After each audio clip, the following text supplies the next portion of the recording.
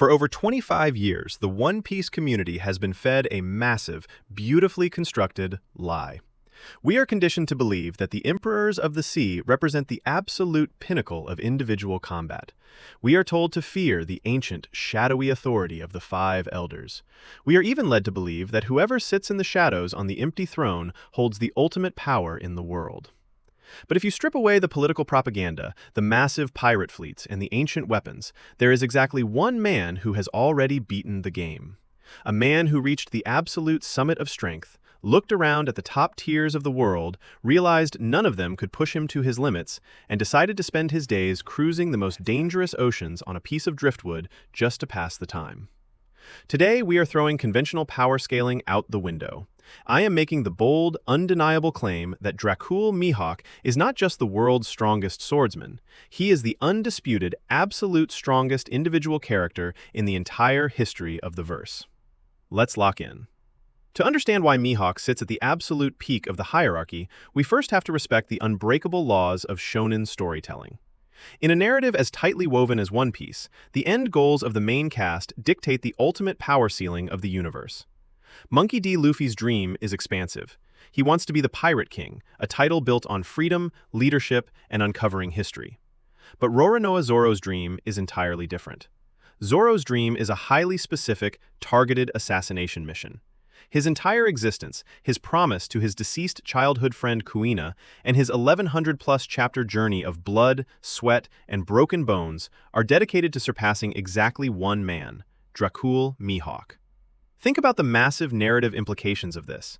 If there is a single swordsman alive in the world right now who is stronger than Dracule Mihawk, whether that is Shanks, St. Ethan Baron V. Nusturo of the Gorosei, or some hidden giant warrior in Elbaf, then Zoro's entire life goal is a complete fraud.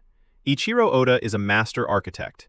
He did not set up Mihawk as the ultimate benchmark in Chapter 50 just to pull the rug out and say, actually, this other guy with a sword is slightly stronger.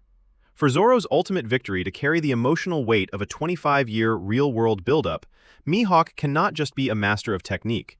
He must represent an insurmountable, godlike wall of raw power. He is the final boss of individual combat mastery. Let's address the elephant in the room and make our first massive, undeniable claim. Dracule Mihawk possesses the absolute strongest armament and conqueror's haki in the entire franchise. Yes, stronger than Kaido. Yes, stronger than Whitebeard. And yes, absolutely stronger than red-haired Shanks. The community loves to push the hockey man agenda, claiming that Shanks transcends swordsmanship because he specializes in raw spiritual pressure. But those people are completely ignoring the ultimate proof of hockey mastery established by the lore itself, the permanent black blade. In the entire ancient history of the One Piece world, millions of legendary warriors have lived, fought, and died. Gol D. Roger conquered the Grand Line with a supreme-grade sword, and it never turned black. Whitebeard held one of the 12 supreme-grade weapons, and it never turned black. Shanks possesses the legendary blade Griffin, and it is completely silver. Only 2 individuals in the known history of the universe have ever forged a permanent black blade: Ryuma, the literal god of the blade, and Dracule Mihawk. Forging a black blade is not a lucky drop. It is not an innate devil fruit trick.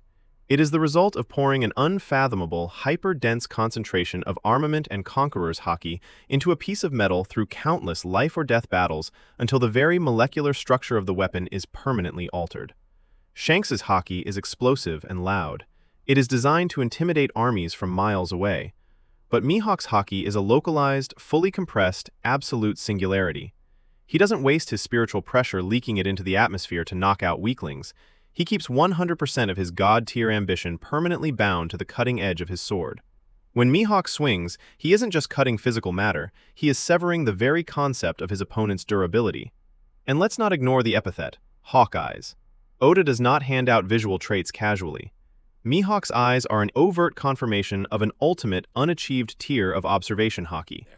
Mihawk's gaze perceives the fundamental truth of the battlefield. He reads the exact limits, emotions, and intentions of any living being instantly. He possesses the ultimate trifecta of absolute haki supremacy. Now, let's talk about the absolute most destructive weapon in existence, the supreme grade blade, Yoru. It is visually and conceptually framed as an absolute anomaly. Let's do a hard reality check on Mihawk's most famous feat at Marineford.